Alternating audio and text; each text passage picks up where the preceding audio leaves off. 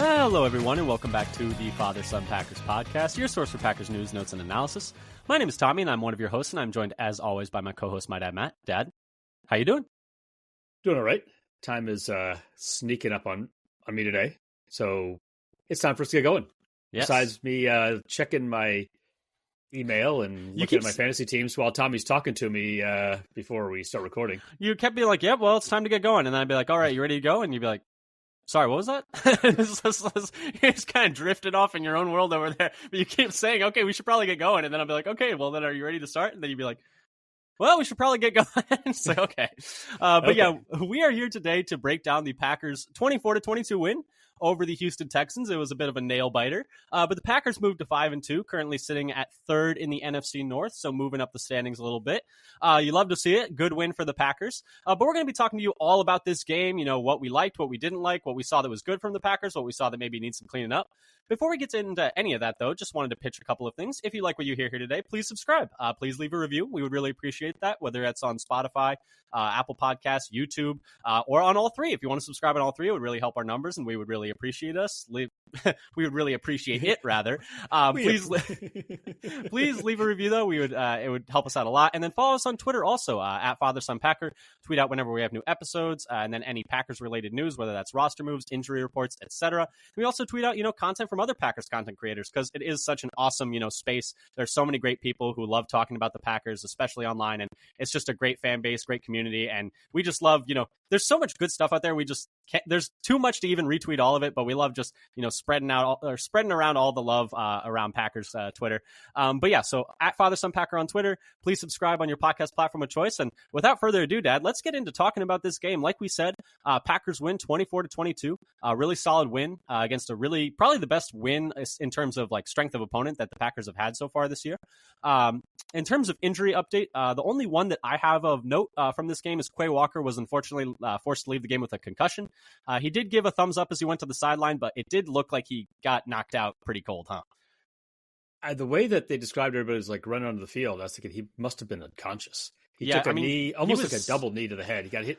It was like hit twice. Yeah, he was. Helmet. There was some fencing posturing, which is obviously not great. Oh, I didn't catch that. It wasn't quite fencing, but he definitely looked like he got fully knocked out, which is obviously never good, but at least he was able to leave the field on his own power. But yeah, he was knocked out of this game. Eric Wilson stepped in to play middle linebacker and played quite well, and we'll talk about that later. But that was the main injury update from this game. But Dad, first thing from this game is our gut check. What were your emotional responses to this game, to the end of this game? How did you feel about this game?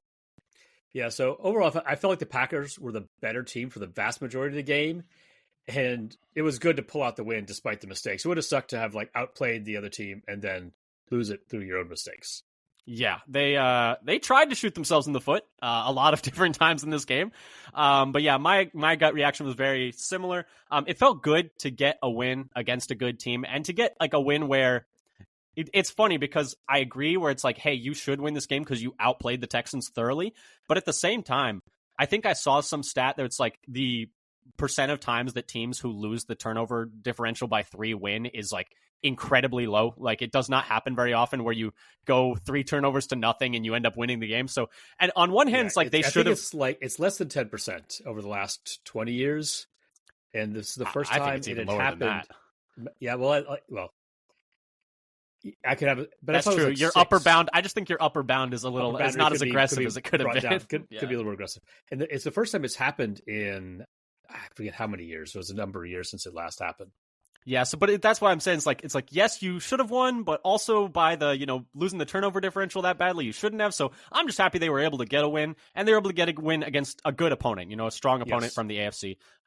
Yeah, made it a little harder than they had to, but got the win, and that's end of the day. That's what matters. Obviously, process is also important, but we'll be talking about the process on offense and defense for this game going forward, Dad. And, let's start off, though, with our game breakdown, our biggest moment of the game, Dad, and we go by just ESPN win probability added, just, objectively, what was the play that swung the win probability the most? And it will be of little surprise to all of you that the play that swung the win probability the most was the game-winning field goal from Brandon McManus, which changed the winning probability from a 69.4% chance for Green Bay to a 100% chance for Green Bay, swinging of 30.6%. Not all that surprising that was the play of the game. Shout out to Danny Whalen for getting that hold down because the snap was not great from Orzik. And, shout out McManus for, making that kick.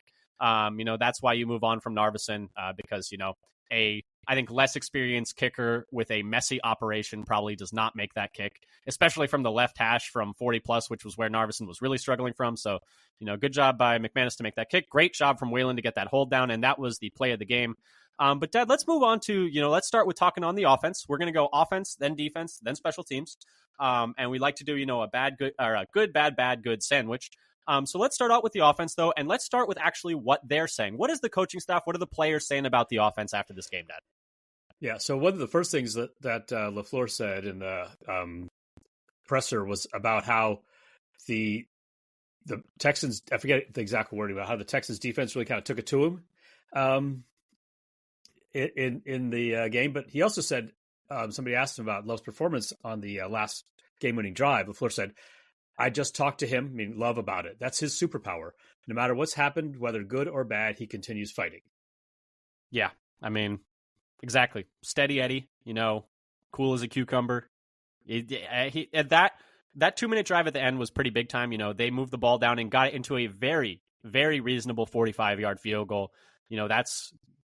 Obviously you'd love to be even closer, but that's where you want to be, is within 50 yards, and you want to give your kicker a good chance of making it. And that's what the offense did there, moving the ball down the field and staying calm and poised even after a few mistakes and just still being willing to throw the ball downfield, to rip the ball into tight windows. I think that, that's a really good quality for a quarterback to have. Yeah. And he just made the plays that were there and got him down. Luckily they had that timeout left. I'll talk about that a little later. I was worried they were actually never going to get the ball back. I was too. As soon as Stroud made that throw on third down, the third down on the catch for Xavier 11. Hutchinson. Yeah, it was a really nice throw from Stroud. Really great play. But at that point, I was like, dang, if we didn't get the stop there, we're just not going to get the freaking ball. We're not even going to have a chance. But thankfully, they did get a chance and they did move the ball down the field. But that brings us into talking a little bit about the Packers offense. And Dad, let's start with some good things on offense. What did you like from the Packers offense in this game? So I had a few different good things. They were 10th in the league in dropback success rate on the week per RBSDM at 47.4%. One thing I liked about Love's game is he got the ball out quickly to help negate the Texans' pass rush, with the 5th quickest time to throw on the week at 2.47 seconds, which is also his quickest time to throw on the year. So I think strategically that was a good plan. It worked out well. I also thought Dobbs had a fantastic game, leading the team in receiving yards and leading the team in yards per route run. He caught 8 of the 10 of his targets, with a lot of the coverage from their best corner, Stingley. Dobbs was credited with catching 3 or 4 balls to him for 32 yards against Stingley's coverage per PFF. Yeah, Stingley's one of the better corners in the league. Like you said, 8 catches on 10 targets for 94 yards for Dobbs. 6 of those 8 went for first downs, and a large majority of them were, pretty high degree of difficulty catches where he's got a guy just in his grill and he's catching it on his face mask. And 2 of those catches for 12 and 6 yards for 2 first downs were on the final drive of the game where, you needed all those yards, and he was the go-to guy for the majority of the game, but especially on that last drive. Yeah, he was credited with catching 4 out of 5 contested catch balls. So he was going up and plucking the ball. So want to give him a shout out? Yeah, no, I definitely also had Dobbs as a positive.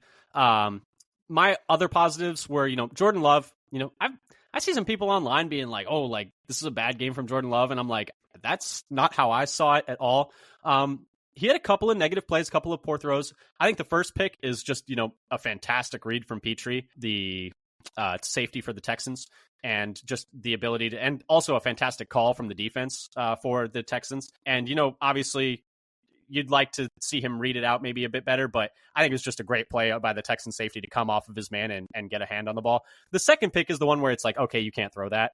Some people said his arm got hit, but I think still, even if you put that right on Watson, he's getting crushed by the safety and it's an incomplete at best. So I think that was the one where it's like, okay, that was a negative play. You can't throw that. The rest of the game, though, I thought Love was really, really good. The touchdown throw to Kraft that he rips in that window. That's a throw that maybe 5 or 6 quarterbacks in the league can make, maybe. The whole shot touchdown to Wicks, he made that look easy. That is not an easy throw to just drop it in the bucket there against cover 2. Being able to drive the ball down the field in a 2-minute drill to get Green Bay to a 45-yard field goal.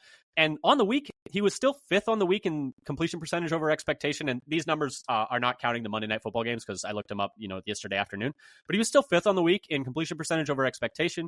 He was still top half of the league this week in EPA per dropback, even with the interceptions. I thought he played a really good game outside of like 1 or 2 throws. And I think some people online are getting a little too hung up on the negatives and, are missing the forest for the trees a little bit. And it's like the overall, look at the whole game was, I think, still a really quite a good game for Love outside of a few throws. My other positives, I thought. Sorry, go ahead. I just want to say regarding that, going back to that touchdown throw to Wicks, I just want to give a shout out to getting a play going quickly, getting that snap off, and yet still being able to complete the pass, because I think that might have gotten changed to a fumble if they gave him a chance to review that play. I think it might have, but it was so close. I think they might have just gone with what was on the field. But you're right, because don't even let it be a chance. Yeah, right. They wanted to give him a chance, but often when you're like running around trying to quickly get it off so that the review doesn't happen, you don't always get a good play out of it. And they scored a touchdown off of it. Yeah, and shout out to Wicks for getting outside on that route and beating his man and keeping his feet in bounds on tiptoeing down the sideline there. Exactly. And shout out to Kraft for that catch on that touchdown. Also, that catch was not easy. That was tough. That would have been that thing was coming in like a missile, and he had to dive for it and pluck it out of the air. Exactly, and that would have been a good catch for a receiver, let alone a tight end. And then the other positives I had, I thought the tackles did a pretty good job today. They weren't perfect. They got beat a couple of times. Tom allowed a couple of pressures and 1 hit. Walker allowed 3 pressures and a sack. But overall, when you're going against 2 guys like Will Anderson and Danielle Hunter in a defense like the Texans, I think you just live with that. And the fact that neither of those guys were able to, completely take over the game, I think just speaks to, a pretty solid day from Walker and Tom, albeit a couple of misses. But, there's some accident forgiveness when you're going against top end rushers like that. I think they did a pretty good job in pass protection today. And then the final positive I had is Josh Jacobs finally got a receiving touchdown. I think it was like the longest drought ever in terms of like number of catches and amount of receiving yards without getting a touchdown. But finally got on the board. Nice little, I don't know if the screen was intentionally a fake little leak out screen and he came back, on that like angle route because it was drawn up, or if he just saw the space there. But either way, good job having a nose for the end zone and getting the ball across the plane. It's possible because they had run tried to run a screen just before that failed, and they, I think, lined it up a little bit differently and opened up that space. So it might have been intentional. He also had, I think, a good game overall with some chunk plays. He had his longest carry of the season at 27 yards. He had his longest yards per carry game at 6.3 yards per carry, and 12 carries for 76 yards. So overall, he was able to get some chunk plays for them on the ground. Yeah, you might say that he had that the kind of down to down success rate wasn't the best, but he was able to get some big plays on the ground. Yeah, that's what I was going to say is as we move over to the negative side, unless you had any more positives you want to touch on. It's just that, as we move to things that we maybe think the offense could have done better, I thought the run game was not great in this game, and statistically it wasn't. Just a 25% success rate, which was the number one, is the 4th lowest on the week. And number 2, that's lower than the current lowest in the league, the Raiders, who are at 31.8% on the year. So their run game today was worse than the Raiders' run game has been this year in terms of success rate, down to down success rate. They had a really, really tough time running the ball. And that kind of, 5th lowest EPA per carry on the week. They were stuffed on 25% of their runs, which was 7th highest on the week. Just a really tough time running the football in this one, outside of a couple of explosive runs for Jacobs. And so that was I think a negative for the offense on the day, was just getting that rhythm in the run game. Yeah, one of the things I'd say about some of that run game, lack of success, was on the wide receiver runs. Yeah, they had three carries for -5 yards, and at least LaFleur I think to have abandoned it not too far into the game because it kept not working on those. Yeah, the Texans sweeps. Clearly had that scouted out, and it's something that Green Bay has done to great success so far this year. Like, they're the best receiver running game in the league right now in terms of generating explosive runs, and I think they were, coming into this game or coming into last game, I think I saw a stat that was like they're averaging 10 yards a carry on those. So, fair enough that you're going to call those, but at the same time, it was good to get away from them. I will say the one that really I was like, what are we doing here, was the 3rd and 1 end around to Reed. I was like, it's a yard. Just mash it up the middle and, just let your offensive line make a play. I know you've had trouble running the ball so far, but the end around, I don't love the call in that spot, but obviously you can nitpick individual calls all day long. Speaking of those end arounds, though, the other negative I had was just the end of the game offense was a nightmare. These are the 3 drives before the game-winning drive. Obviously, the game-winning drive was good, but the drives before that were 3 plays, 9 yards, punt. 3 plays, -2 yards, punt. 4 plays, -6 yards, punt. And I don't think they had the ball for over 2 minutes on any of those drives. So that the offense there to end the game, to close it out, because they had the lead. And it's like, okay, just go score one more time and you're going to win the game. And they couldn't even get a first down. So that was a struggle for the offense there at the end of the game until that game-winning drive. So they kind of cleaned it up there at the end when they really needed to, but they could have made it less messy. Yeah, and they're hurt by bad field position, some penalties backing them up. I will say the field position was a big part of that because they were trapped inside their own 10 for most of the fourth quarter. I had that under my special teams notes about how they just got kind of bogged down in a starting field position, swamp in this second half where they just over and over again were having a long field ahead, just couldn't get going. Yeah. And that's a fair point, is that the field position was poor. But you got to get a first down there at the end when your defense is playing really well. And it's just like, please just put a drive together so that they can rest. Because none of those drives lasted longer than 2 minutes. Like the defense was back on the field in a second every time. Yeah. It was rough going there for a while to get anything. And it was really getting kind of nervous. Like, okay, we're giving them chance after chance to, Yeah, and shout out to the defense for holding tight, but the offense there at the end really was sputtering until that last drive. But Dad, any other negatives on the offensive side of the football, or anything that made you think? What were you? Any other things you wanted to touch on the offense? So for the bad things that I had on offense, were they having trouble getting open or throwing the wrong receivers? They were second to last in the week going to Monday night in target separation at 2.8 yards. Yeah. This was the fewest yards of separation for the Packers on this season. The second fewest was against the Rams with at 3.4 yards of separation. And it definitely felt like it. We talked about, how most of their plays in the passing game were Romeo Doubs just like essentially big bodying someone, contested catches. Yeah. They were making the contested catches, but you would like to have open receivers instead of contested catches. Exactly. Yeah. No, that's a good point. And then I was also, I already mentioned the run plays to the wide receivers that were kind of fails. Those are the 2 main negatives that I had for the game. Yeah. Those were tough. I already mentioned my 2 negatives. Some things that were making me think, though. I just wanted to touch on the right guard split. Most of the games where Ryan and Morgan have been active, it's been about a 50-50 split. In this game, though, 45 snaps for Ryan to only 13 for Morgan. I think just, Ryan was playing better, and they just decided to, I don't know if that's the thing, ride the hot hand at right guard, but they rode the hot hand at right guard. It's like running backs. We're just going to keep riding the hot hand. And and Ryan played well, so it's not a problem with that at all. It's just something I'm keeping my eye on, is that they kind of, went away from that rotation a little bit. And then the other thing that I wanted to look at was, this is something that Bill Huber of SI pointed out, and I didn't really notice when we were watching the game, is Chris Brooks was the running back on the field for the final 4 snaps of offense during the game-winning drive. Not Josh Jacobs, not Emmanuel Wilson. Chris Brooks, the 3rd running back, was the guy on the field for those 4 plays at the end of the game. And I guess they just like him as a pass protector in those spots, which I thought was just something that was very interesting there. Yeah, I didn't catch that at all, that he was brought in as their best pass protecting running back. Oh, well, apparently he's the one that they trust. So? Apparently he's the one they trust the most, which is crazy because he's been there the least amount of time. But I think I saw in that article that Bill Huber wrote that Matt LaFleur mentioned, he's got experience in this type of protection scheme with the Dolphins because he'd been with the Dolphins previously. So I guess there was some overlap there, and I guess they just really like what he does in pass protection for him to be, on the field there at the end in those pivotal downs where, they're going to have to drop back and pass, which I just thought was an interesting thing to touch on. But Ted, anything else on offense, or should we move over to the defensive side of the football? Well, one thing that I had to think is also kind of a good thing. It was for this game, the best graded part of Love's throws were deep passes, so over 20 yards, especially to the deep sidelines, which I think, having one would be a touchdown to Wicks probably helps that grading, but it's also the area of the field where he has been best on the year by PFF passing grade is to passes over 20 yards. And the worst for the season might be the intermediate distance. I'd have to go back and check that.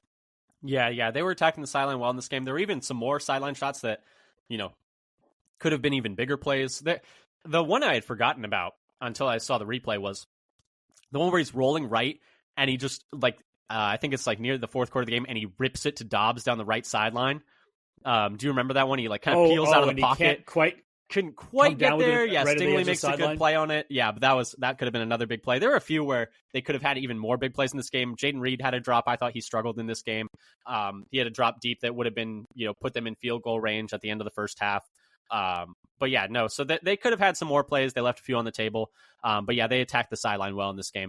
But Ted, let's move on to the defensive side of the football. And let's start off with what they're saying. What is the coaching staff saying about this one?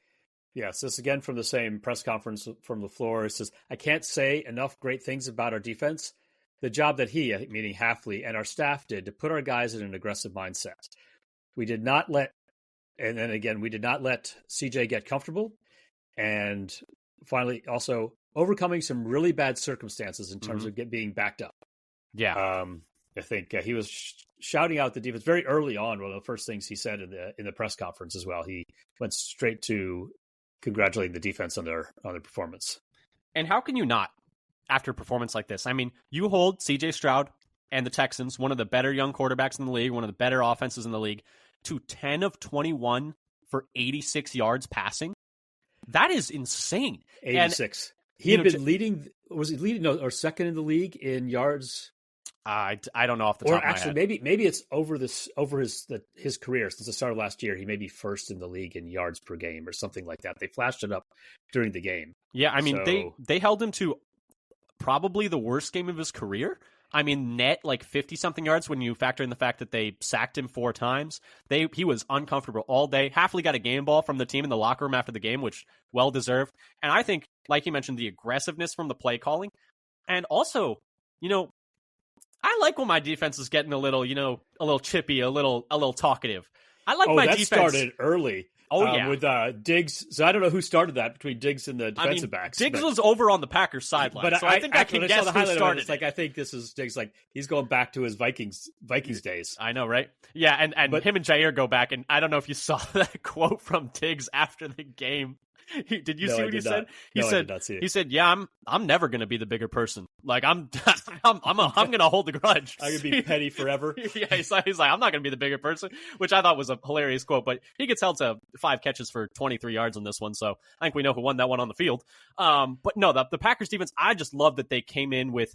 I'm not talking about, they came in with energy, chirping, and just that aggressive energy from the defense is, I think, what most of the best defenses in the league do have is they're going to talk, they're going to hit you, they're going to let you know, and they're not going to give you a second to breathe. And I think that was really great from the defense.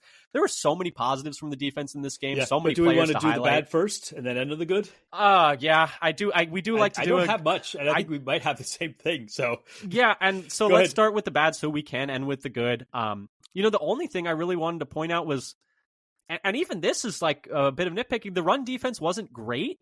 And it felt, I think, worse when I was watching the game. 28 running back carries. I took out the Stroud carries, but 28 running back carries for 123 yards, which was 4.4 yards per carry.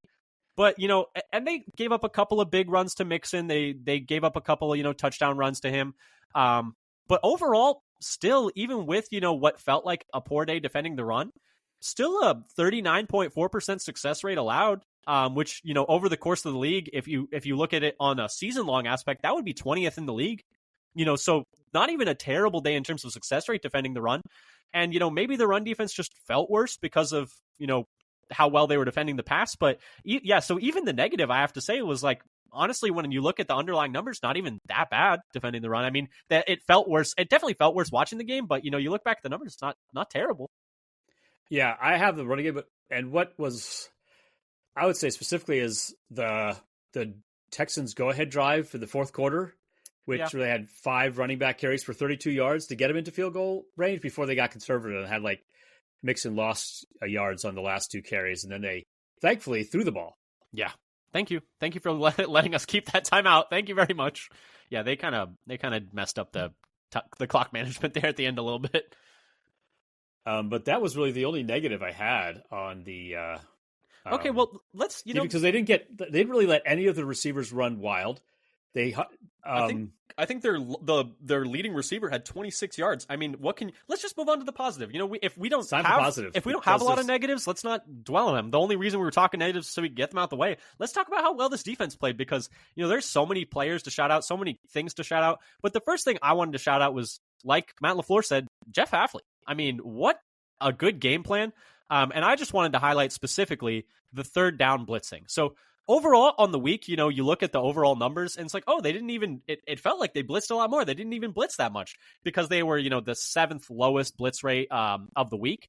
But the reason it felt like they were blitzing a ton is because once third down came around, they were dialing it up. They went all the way to the 7th highest blitz rate of the week on third downs, blitzing on 42% of third downs.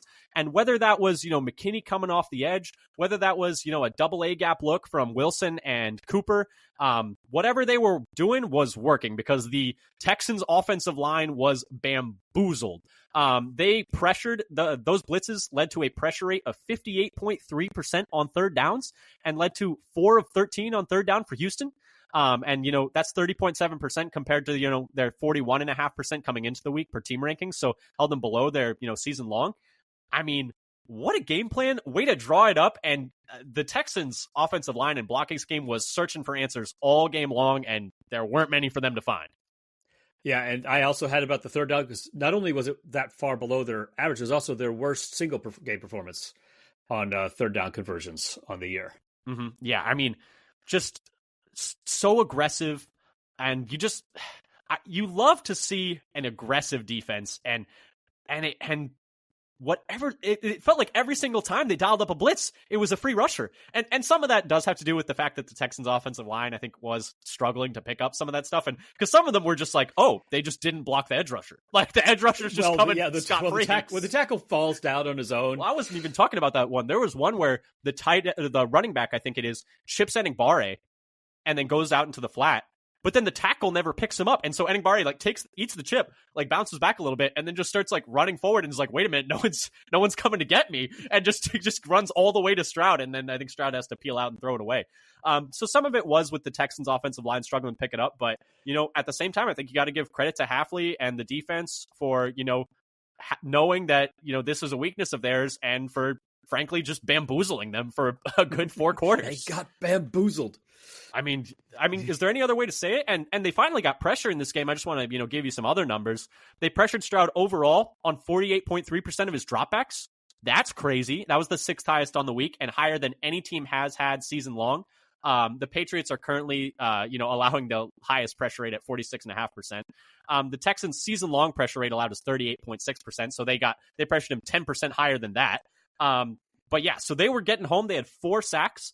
And they also had the 3rd fastest time to pressure on the week, which kind of is, goes to show they had a lot of free runners a lot of the time, especially on third downs. They were dialing up some good stunts where... Mm-hmm.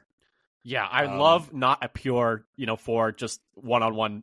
I love the fact that... Gary in the middle, and the way that they... That clip was funny. The teamwork on the stunts where they had, I think it was Cooper take out the guard out of the way to clear space for... Or center maybe for Wilson and maybe Kenny did that as well. Yeah, and because that's the thing, mixing up more stunts and twists up front is awesome. The Gary sack where no one just blocks him up the middle, because that one's funny because he just kind of skips his way into the middle, and for some reason they're like, oh, that's not going to be a problem. We're all right, and then he seems surprised that no one's coming to block him because he's not even full out sprinting at first. He's just kind of getting set, waiting to see where the block's going to come from. No one gets him, and he just keeps running towards Stroud, and Stroud's forced to peel out of the pocket. But you mentioned Eric Wilson. I just wanted to shout him out as well because he was fantastic. I've got notes on Eric Wilson. Go ahead. He had a great game, especially after Quay Walker had to leave with a concussion. He had 3 pressures, including leading the team with 2 sacks. 3 tackles, including a tackle for a loss, and a great job of diagnosing the screen, abducting the 2 blockers, and tackling Mixon for a loss. And if he doesn't make that play, that screen's going, I think, pretty far. A long way, yeah. Had a great pass breakup on a potential third down conversion to Schultz, where he sticks with the tight end and reaches out and taps the ball away. He was credited with 4 stops overall. And he also made some special teams plays as well, tackles. He had a great overall game. Yeah, and the pass breakup is one I really wanted to highlight, because that's probably where, you feel maybe a little less confident with him is in pass coverage, because he's not, the twitchiest guy, not the most athletic guy, but making a play on the ball like that is, big time, especially on a third down where, you can't give that offense extra chances. And, he played fantastic. I thought Cooper played really well. I thought Gary played really good. I mean, we could just keep going down the line of players who played really well. Obviously, the secondary, for them to blitz that much on third down and hold up on the back end, the secondary has to be playing well. So that's a shout out to them. The safety play, McKinney and Williams specifically were really good in this game. I mean, Williams with that tackle on the 2-point conversion in a game you win by 2. That's the game right there. He shot the gap and got him in the backfield for a loss. And kept driving his legs. That's the big thing. On that play, it's so easy to stop driving your legs and just fall off of the guy. His ability to keep driving his legs through that tackle and just get mixed into the ground was great. But yeah, he was really good on the day. I mean, anytime you hold a passing offense to 86 yards in the modern NFL, I mean, that's what can you say? It's a fantastic day from the defense. Fantastic energy, fantastic pressures. Anything else you wanted to touch on for the defense? I mean, we could just go position to position and shout everyone out. Well, I have a lot of kind of whole defense things to talk about. They were 5th in the league in dropback EPA per play on defense, and 7th in dropback success rate per RBSDM. So they're preventing big plays in the passing down while maintaining down-to-down defensive success. They only gave up 3.4 yards per play. Their lowest on the year. So that's crazy. The Texans' lowest yards per play on the year. They came in averaging 5.7 yards per play, over 2 yards more per play, and their previous low was 4.7. So they were more than a full yard below their previous worst outing in yards per play. Yeah, and a yard might not sound like much, but in this statistic, a yard is a lot. A yard is a lot. They also forced Stroud into his 3rd worst completion percentage over expected on the week. So, sorry. Not his worst, the worst in the league on the weekend. Only ahead of Richardson and the backup for Cleveland, Dorian Thompson-Robinson. Thompson-Robinson, yeah. And just worse than Nix and Minshew, even.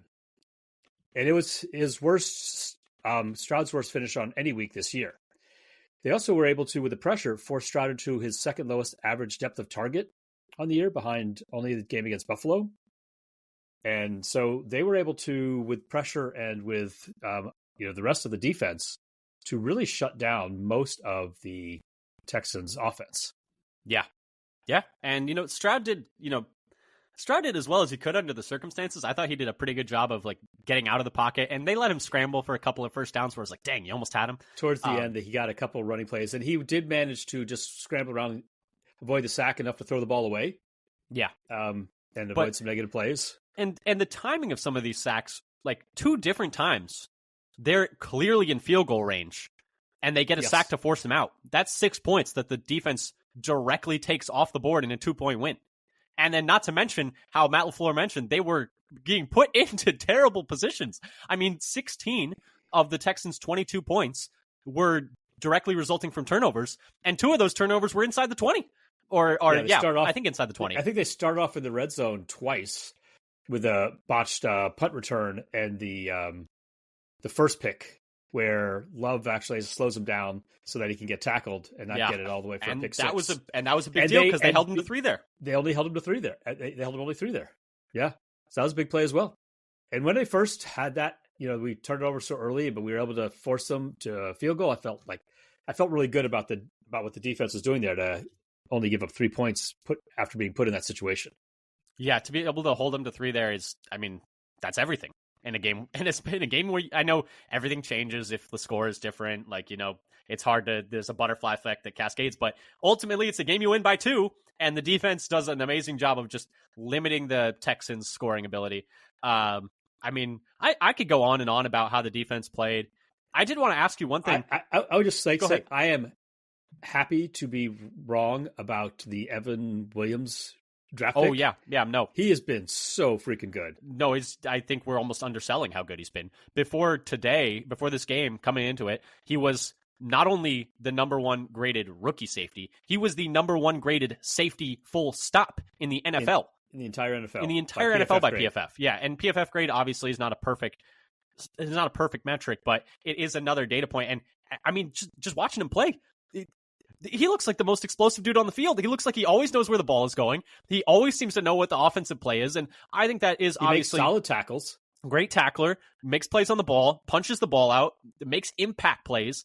And, obviously I think part of it is obviously him. And like I said, I will raise my hand as well. That was, I think, goes to show what I know. I think when we asked what I thought the worst pick of our draft was, I was like, oh, probably trading up for Evan Williams. Like, did you really need to do that? Like, did you really need to use a pick to move up for another safety when you've already drafted one? Well, I was wrong. I don't think anyone's going to have any problems with them moving up to take him.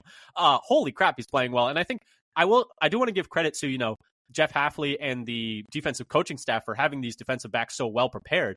And that was something, when the Packers hired Hafley, that was shouted out by a lot of his former, players, especially, the one that pops to mind is Richard Sherman being like, he's going to tell you what the offense is going to run, and you're going to be well prepared, and you're going to know what's coming. He's like, when we had Hafley as our, DBs coach, like we knew like what they were going to run and what kind of routes they were going to run when. And I think we're seeing so far that this defensive backs group is really well coached right now, just as a whole unit. And the ability, they just got to keep running these three safety looks, because I think it's pretty clear that, McKinney, Williams, and Bullard are three of their 11 best defenders, right? Yeah, they when they're on the field, the whole defense has looked better. Yeah, and that's like underselling it. The whole defense has looked so much better. Cover a lot of ground, make tackles, play aggressive, make big plays. Yeah, and allow the front to be aggressive in rushing the passer as well. Yeah, and let's talk about the front a little bit. I think we've talked a lot about the back end and their abilities blitzing, their ability in coverage, the tackles that they made, the plays that they made. We talked about the linebacker play with how well Eric Wilson played, how well Cooper's been playing as a blitzer. I think probably the best day from the front, over the course of the year, right? In terms of maybe you say the game against the Titans was better, but in terms of looking at the strength of the opponent, I would say best day from the front. I thought Gary clearly had his best day. I thought, I think Enigbari came up with, no, he didn't end up with a sack, but he had a few pressures. I thought Kenny looked pretty good out there. I thought Brooks looked pretty good out there. I think Gary was really the straw that stirred the drink, so to speak, on that defensive line. But I did want to shout out specifically him and then the rest of the D-line for probably having their best day in terms of, strength of opponent. Yeah, they were very disruptive today. And so they basically threw off the whole Texans operation, you might say, because they had to, improvise and check down, throw 1-yard passes or out of bounds. And they didn't even complete many of those ones. Like, they only completed 10 passes in 2024. You can't say enough about the defense. Dad, the only things that I had, questions on for the defensive side of the football is they're still not using Carrington Valentine at all. They're going with Stokes. And they had Stokes out there on that. He was the guy covering that last 10-yard out that the Texans ran, trying to get a little bit closer there. Why they're running a 10-yard out when they're trying to run clock and they have 15 yards to go, I will never know. But, more power to him. But Stokes was the guy on the field and the guy in coverage in that spot. Why do you think he's playing ahead of Valentine right now? Because I think when we've seen both of them play so far this year, I would say Valentine has been pretty clearly the better player, right? Yeah, I don't know. It's kind of the year began with Stokes ahead of Valentine, right? Even though we thought going into training camp it might be Valentine who was going to take that job, and Stokes might be the backup. But then, and part of the reason Valentine didn't take the job was because he had an ankle injury in camp. So I think that was part of it. And I'm not saying I think Keyshawn's playing really well right now, so it's fine keeping Keyshawn out there. I'm just surprised that when they do go to another corner, that it is Stokes ahead of Valentine. Yeah, but they definitely seem like they like Nixon above both of them, and that they're really only coming in for spot snaps almost. What do you think about that? Because I mean, it's hard to it gets Bullard on the field more. Yeah, exactly. That's what I'd say. As I think about that the most is that and I like having Bullard and Williams both on the field. That's a very good point. But and just in terms of I mean, if you had told me hey, we're going to play Nixon a lot of outside corner, I'd coming into the year, I'd be like, ugh. I don't know if I love that, but to his credit, I mean, I think he's played pretty dang well there. I mean, it hasn't been a problem so far. I think he's he's done pretty well and better than I would have expected outside corner for a guy who, was kind of a slot only guy. And even before he was a slot only guy, he was a special teams only guy. So, I do want to say, shout out to Keyshawn Nixon for, I think, whether it's the scheme being better for him or him just working on his craft in the offseason, I think he's, paying off that extension right now quite well in terms of how he's playing as a corner. And that's definitely something that I did not have, on my bingo card coming into this year. I was like a little questionable about that extension when they did it. I was like, I mean, he's ideally like a fourth corner. Like, do you really want to be giving him $6 million a year for fourth corner and returning duties? But I mean, he's played really well as their second outside corner so far. Yeah, especially with the way that the return game and the kickoffs has been kind of almost phased out. The way the new rules are, there's actually less than there was before instead of more. Fewer. And so fewer. Less yards. That's true, but I don't think that's what you meant. I'll say it's what I meant now. Sure. All right. I'm getting like Weird Al word crimed here. Well, that's the one that Mom loves correcting me on the most is the fewer versus less. That's the one that she gets me with the most. Is it counting or is it a quantity? This is discrete value. Yeah, no. But no, yeah, I do think he has played quite well at that second corner spot. And he's another guy where, the more I think about it, attitude really does matter on defense. I think even more than offense. I think having, some guys back there who are willing to hit a little chippy and willing, willing to give big hits and willing to talk their stuff after a play. I think there's value to that. And I think that's another thing that Keyshawn provides. And I think that's something that both Keyshawn and Jair provide. And I think, having that aggression in the secondary has been really good for the defense as a whole. But Dad, as we wrap things up here with the defense, anything else you wanted to mention, or do you want to move on to special teams? I think we can move on to special teams. Okay, at this point. Special teams. My favorite thing to talk about, mix of good and bad, Dad. Just to start off with the good, Danny Whalen was freaking fantastic.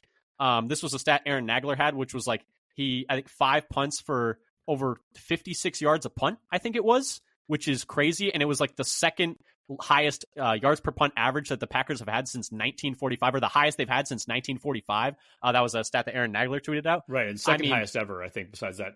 Besides that 1945 one. Yes. Kudos to anybody who knows the name of that punter.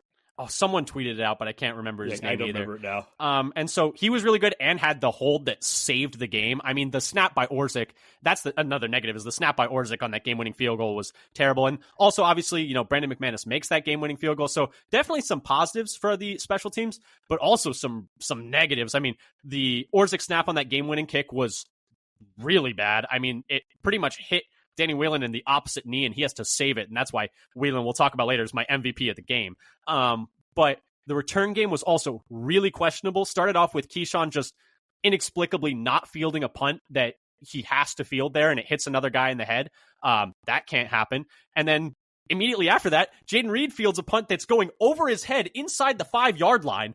And it's like, dude, just don't catch the ball. And so they get terrible field position. And that's part of the reason their offense completely dried up in the fourth quarter is 2 different times. Well, I guess one time they have the turnover there. Another time they just get stuck inside the 5. But yeah, so the special teams, obviously I think in a day where you make a game-winning kick, you'll take that and you'll be like, okay, that probably outweighs a lot of the negative, but still some negatives from the special teams in this one. Yeah. And regarding that, punt return from Reed, where he fields it over his head inside the 5. That started that stretch of bad field position that they couldn't get out of for most of that quarter.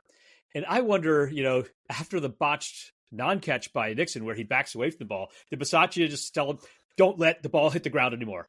Yeah. Anybody.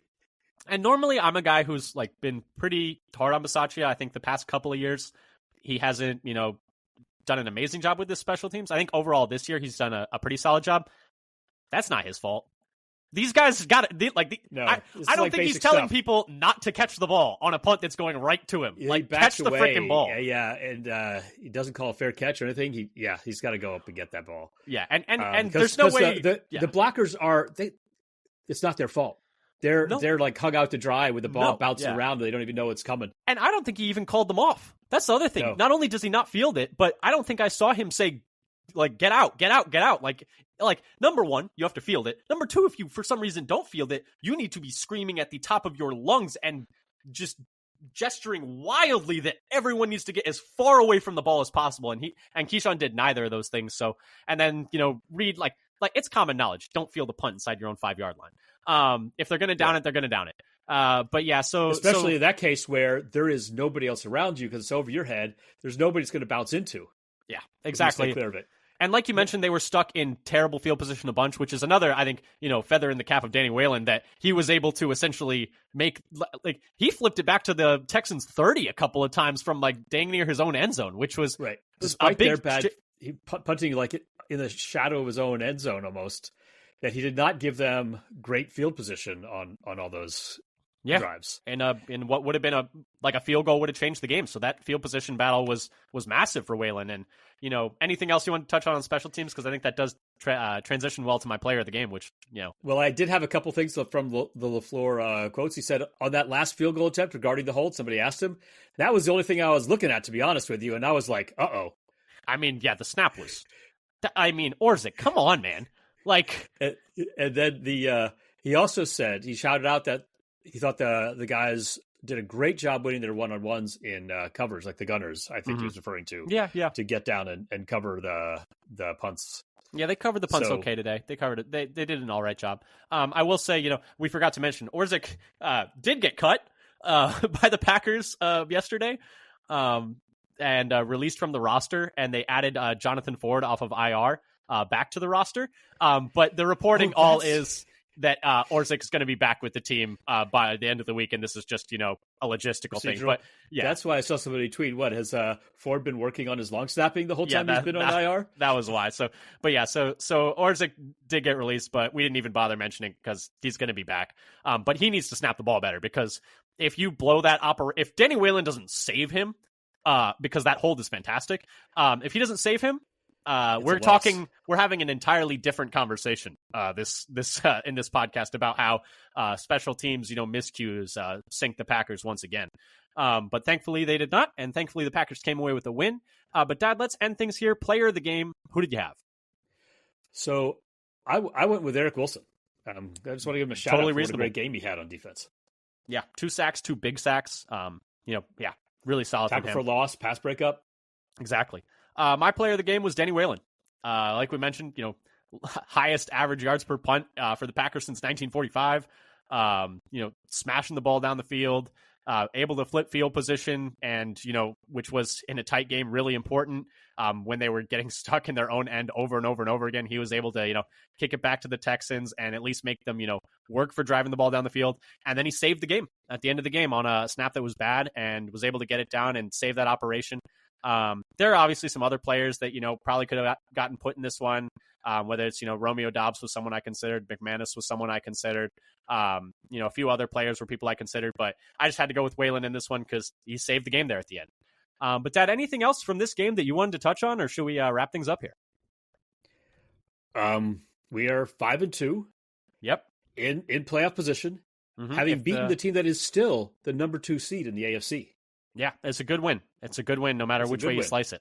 And, kind of snatching victory from the jaws of defeat. Although if you had lost it, you probably would have said you snatched defeat from the jaws of victory. But either way, great to come out with a win. Great to go to 5-2. If the playoffs started today, I think they'd be the 6th seed. But moving forward, we'll just keep an eye on that. But yeah, thank you so much for listening, for checking out this game breakdown. We'll be doing a preview for the Packers game against the Jaguars this coming week in Jacksonville, somewhere the Packers have struggled in the past. So keep an eye out for that. We'll be doing that podcast later this week. Thank you so much for listening. Like we said earlier, please subscribe. Please leave a review, whether that's, Spotify, Apple Podcasts, YouTube. Please follow us on Twitter @FatherSonPacker. And until next time, go Pack Go. Go Pack Go.